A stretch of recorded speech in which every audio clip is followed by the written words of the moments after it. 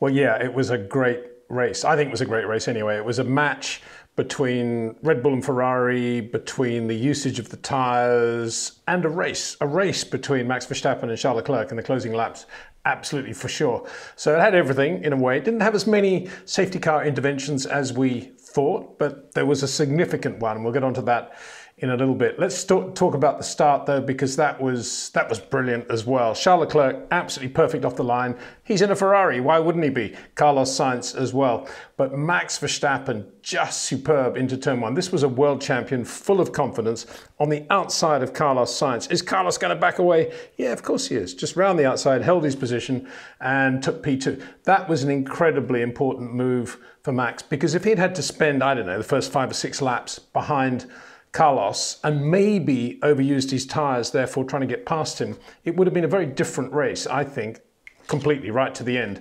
But because of that move right on the first lap, Max then had a position in which he could just look at Charles, put the pressure on at the right time and do the job. Now, yesterday, a few of you were wondering why I spent so much time going on and on about how much running Max had done and Red Bull and Adrian Newey had done, despite not doing many laps on Friday, had done on the medium tyre and the hard tyre with Sergio Perez, all that homework they were doing. I made the point of the amount of homework they were doing. I made the point as well that Charles Leclerc ran soft tyres all day yesterday and got the pole, as he probably would with that much practice on the soft tyres. But that's the reasoning behind what I was trying to say yesterday. When it came down to managing the medium tyre on a fuel load, Red Bull were absolutely spot on. They knew exactly when to push, when not to push, when to let the tyres come in. Max, early on in the race, was not pushing the Red Bull at all. He was just sitting there, letting the tyres come up to temperature in the right way and then using them beautifully, whereas Charles was doing what Charles does. I'm not saying he was overdriving, but he was just absolutely on the limit of where he could be without doing anything crazy.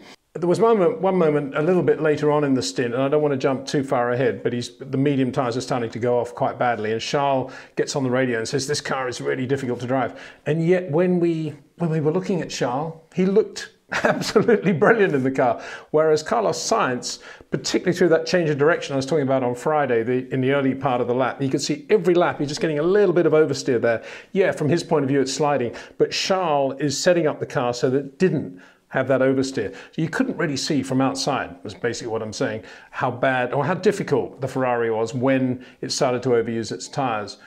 But this was what the day was all about, in my view. It was Max capitalizing on all the homework he did yesterday. And I reiterate the point, bearing in mind how few laps he did on the Friday because of that problem they had with his car. It is astonishing to me that they had the discipline to get on with that homework rather than just throw soft tyres at the car and think about the pole. Because, yeah, as it turned out, it was a very, very hot race. It was a very hard race, and it was a difficult race to judge in terms of tyre management. So you could say, looking from 30,000 feet, oh yeah, the Red Bull was kinder to its tyres and Max Verstappen was able to pass after whatever it was, 10, 15 laps, and Charles Leclerc drove really well to finish second in the Ferrari.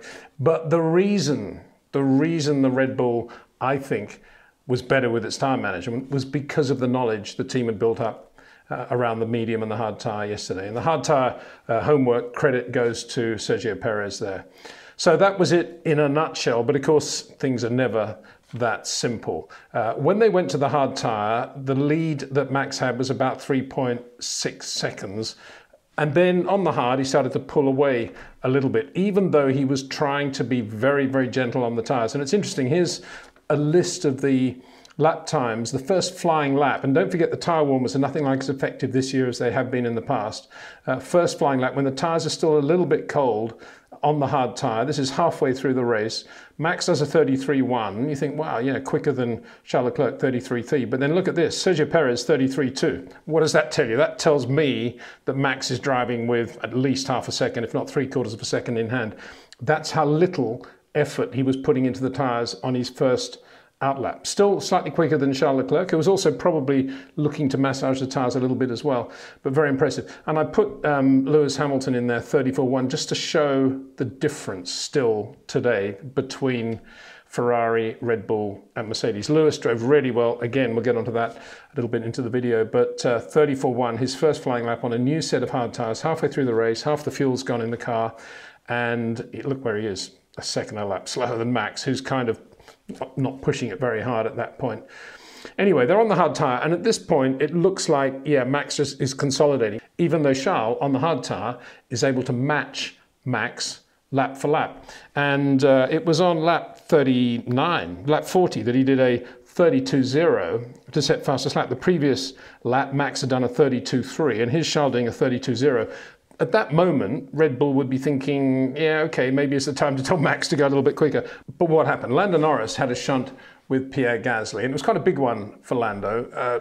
Pierre ran wide and was rejoining the track quite slowly, stayed on the right part of the track, no issue there at all. But I think Lando just misjudged how slowly Gasly was going and hit him, and because it was in a straight line, he was going pretty quickly, so a wheel came off the car, all sorts of things, and that sent out first a virtual safety car and then a safety car, and that was always going to be a really difficult, critical moment for Red Bull, because they've got this thing in their head about how to bring the tyres up to temperature, but then there's not enough of the race left for him to play around too much. And all of a sudden, because of the safety car, of course, all the gaps have gone. And I should say here, this was the first sort of real test of the new safety car protocol. It wasn't really new, it was exactly the same protocol we should have had at Abu Dhabi. But we had Yuki Tsunoda between Max Verstappen leading the race and Charles Leclerc in P2 going behind the safety car. And then, of course, the thing came out, unlapped cars can now past the safety car and go to the back of the field. And the thought occurred to me there, I don't know why it ever hasn't before, particularly after Abu Dhabi, is why do we need that rule anyway? Because in reality, it's actually quite unfair, isn't it? Because if Max has got a big enough gap to have got a lap car just behind him, between him and Charles, shouldn't that be reflected at the restart after the safety car? I know why they don't do that. They don't do that because they want to make it much more exciting and have a new race and everybody bunched up. But, you know, under the way things are going at the moment, I'm wondering whether they should revise that completely. Probably they won't, but anyway, that thought occurred in the middle of the race. So all of a sudden the cars are bunched up, and now there's not much of the race to go. And Max is in this position of how hard do I push the tyres? This guy's going to be behind me without DRS for 3 or 4 laps, and then DRS is going to be enabled, and I need to be just far enough ahead at that point, but I don't want to push the tyres to stop him overtaking. So it's a really difficult moment, I think, for Max Verstappen and Red Bull, and how they were managing that, and it was really interesting to see what they did. So here is a list of the top speeds through the speed trap once DRS had been enabled at the restart of the race. And remember, both Max and Charles are both on used sets of hards at this time. They've only made the one pit stop. So Max, as you can see, consistently is going through the speed trap at 311, 310, 311, 311, 312, 311, 312. And Charles Leclerc, with DRS, is suddenly doing 326, 321, 324. So no wonder he's alongside him, and no wonder he almost gets past. But I think this is the moment when you have to say this is an absolutely brilliant win for Max Verstappen, because despite that, the discipline remained, and he brought the tyres up to temperature the right way. He didn't abuse the tyres. He didn't feel flustered under pressure at all.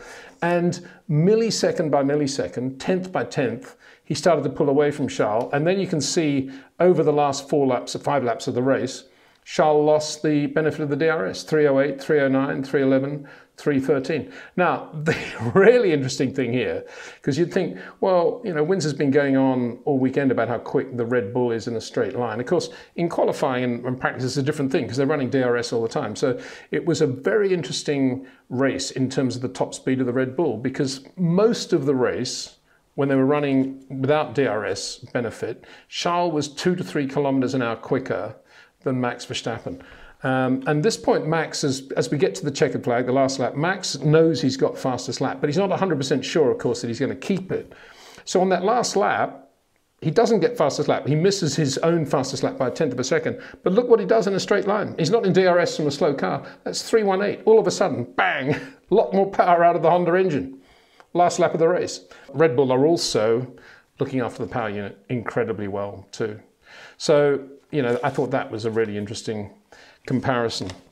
So, yeah, it was a great win, I thought, this one for Max Verstappen over Charles Leclerc, because Charles Leclerc had a race-winning car in many ways. It was a very, very quick car, that Ferrari. But, yes, it did overuse its medium tyres. After about 6 or 7 laps, the right front started to overheat. And that may not have happened had Ferrari done more of their homework on the Saturday in FP3.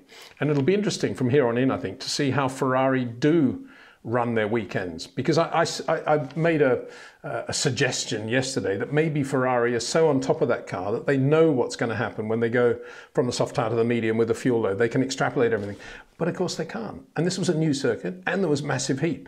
And I think that's where the mistake was made at Ferrari today. And Red Bull, all credit to them. That was Max in the cockpit, but that was very much Red Bull in the garage as well that won that race. So let's have a look at the other results. Carlos Sainz, I thought, drove really well. He had a lot of pressure from Sergio Perez, who came in for a new set of medium tyres. He'd gone to the hard, he made his second pit stop, went back to the medium, new set of mediums in the safety car period. And he did that really in response to George Russell doing that, because George had started somewhere near the back on hard tyres. Why not give it a go, throw the dice? Everybody else, or virtually everybody else, all the quick guys started on mediums. George is on the hard tyre and did an unbelievably good job on the hard tyre. And if you look at some of the lap times he was doing, Lewis drove really well. He had a big dice with Fernando Alonso early on, Pierre Gasly, and then he was catching Valtteri Bottas before the pit stops, and then his tyres started to go off, Lewis's tyres started to go off. So that gap settled down to about 3 seconds. But after the pit stop on the hards, Lewis was really quick again. But the interesting thing is, if you take, say, lap 35, and George is still out there, 35 laps on his hard tyres.